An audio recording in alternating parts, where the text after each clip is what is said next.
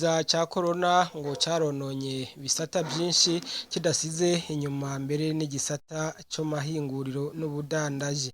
Aha mukamenya kandi yuko mu gihe ngo ibiciro biduze ku masoko mpuzamakungu atagitangaza na kimwe kirimwo ko n'ibiciro mu Burundi bica biduga kuko hari byinshi bisumirwayo. Ibi rero bikaba bimwe mu bishyikirizwa na Olivier Suguru, umukuru w'amahinguriro mu Burundi, mu gihe rero yariko yishura ku bibazo by'abamenyeshamakuru. Hari n'ibindi bitari bike rero yishuye ku bijanye n'ubuzima bw'amahinguriro n'ubudandaji. Reka rero tumwumvirize. Akeneye umuyagankuba. Biga uno munsi kucerekeye umuyagankuba mufise ukwiye murafise ama equipement usanga akeneye umuyagankuba mwinshi. Est-ce que le munsi la régie des eaux irashobora kubasatisfeza au niveau de l'électricité? Merci. Mu bintu bishasha twe twashoboye gushira imbere ariyo ari uko dufata amakoperative akora cyane mu bintu usanga duhingura bashobora kuza kugira ngo berekane ibyo basanga bakora cyane yuko ibyo amakoperative akora bimwe twita matière première ari byo dukenera mu guhingura dukoreye mu byo twita produit fini. Ibi rero marabonye neza yuko ari abaje bari mu bisate bitandukanye, yaba mu by'amavuta y'amamesa, yaba mu by'ibigori, yaba mu by'umuceri n'ibindi.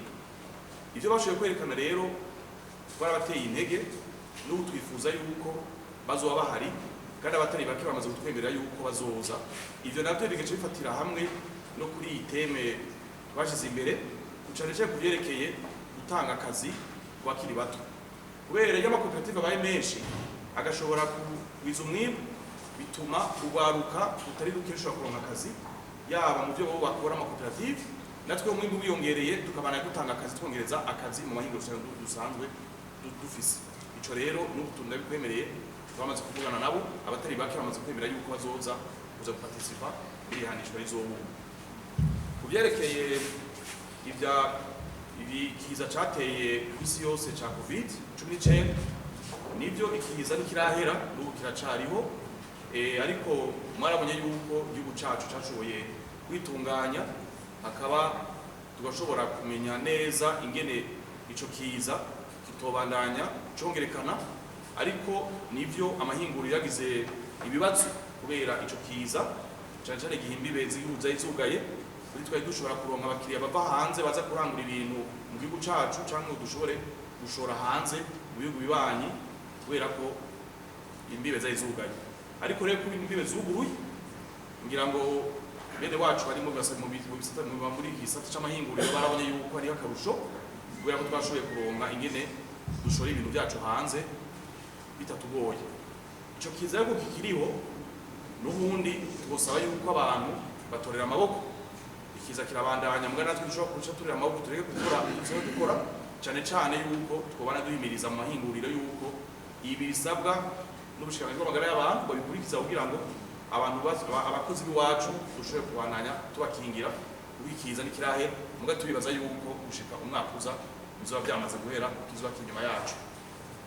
Kuvyerekeye imfungurwa n'ibindi dusa duhingura ku masoko byaduze igiciro, hariho imvo zitatuvako cyane iyo ibintu biduze ku masoko mpuzamakungu. Marabonye yuko igisata nk'ibyerekeye amavuta y'amamesa yaduze cyane igiciro. Ivyo navyo byaba byatumwe n'uko tudaproduiza amavuta y'amamesa akwiriye mu gihugu. Tudaproduiza y'amavuta akwiriye tubandanya tuza kurondera amavuta mu bihugu bya Aziya.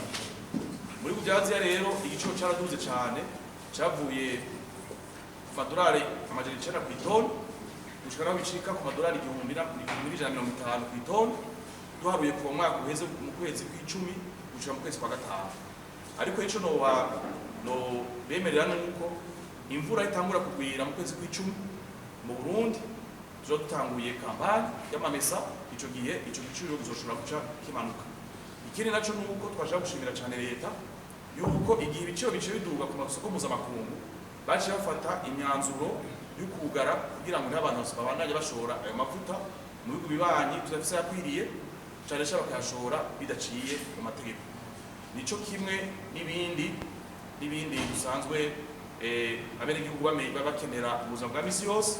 Mugabo rero ivyo navyo bitumwa n'abantu b'abadandaza bikigamukiza bakaduza ibiciro. Ivyo navyo twarabonye yuko leta bihagurukiye kugira ngo babikurikiranire hafi mu bushikiranganji bw'amahinguriro n'ubudandaji n'ubushikiranganji bw'uburimyi n'ubworozi kugira ngo ivyo bintu bihagarare. Turibaza yuko rero ivyo bitazobandanya, ivyo bitora inyishu kugira ngo umwenegihugu ashobore gutunganirizwa. Industry mu Burundi rurimo amahinguriro angana gute, mbega n'amahinguriro yose ashobora kwinjira muri urunani canke hariho ayatemerewe? Cyane cyane abagize urunani rwa AIB, Association des Industries du Burundi, dufise abanywanyi bashika 53. Ati none n'abandi barekuriwe kuja muri urwo runani, n'ivyo bose barekuriwe kuja muri urwo runani basanzwe bari mu gisata c'amahinguriro canke bafise ibyo twokwita mu Gifaransa vocation industrielle. Hari amahinguriro mato mato bashaka guhingura ibintu muga batashika ku rugero nabo nyene baregerewe kwinjira mu runani rwa AIB. Wabajije ikibazo cerekeye ivy'umuyagankuba, ico kibazo kiyo kiratora inyishu. Turavye iyo tuvuye niho tugeze, iyo turiko turaja, nokwizeza ndetse yuko uno munsi ibintu vyashoboye kuja mu buryo gusumba uko vyahora.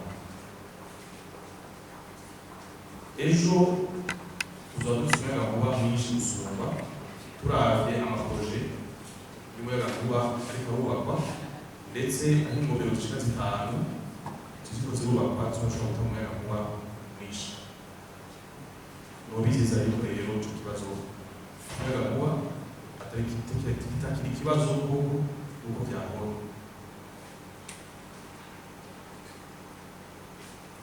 Wabajije ikibazo cyane manine.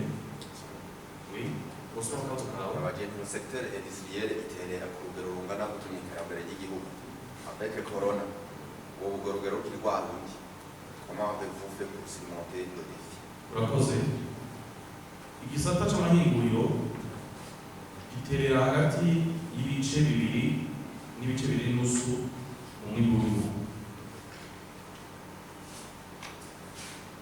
Yuko hari cyahindutse kubera ko habaye corona, nta biharuro dufise bya statistique, mugabo jewe sinibaza ko byakorotse.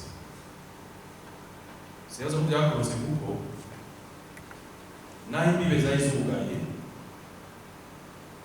abantu babananije baja kugura ibintu cane cane mu ntara zisanzwe ziri hafi na hafi n'Uburundi.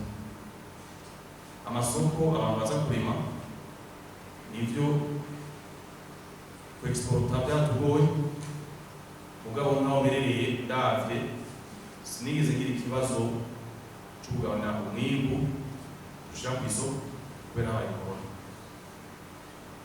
Icabuze n'amafaranga y'agaciro twari twashoboye kuexporta kuko vyabo, mugabo abantu baragenderanira, ugasanga umuntu aravuye muri Tanzania akaza mu isoko akagenda kuza amakarato y'amasabuni 2, nawe tutabiharura ngo turakora muri chiffre d'affaires atakintu cyahindutse. Nibaza yuko rero iyo rugero guterera aco cyahindutse, mugabo nifuza kandi ndafise icizere yuko ejo bizohinduka gusoma kugira ngo byongera turabe amaproje y'abamambe bacu bariko barubaka kugira ngo igisata c'amahinguriro gishobore guterera umwimbu wa leta urugero ruri hejuru.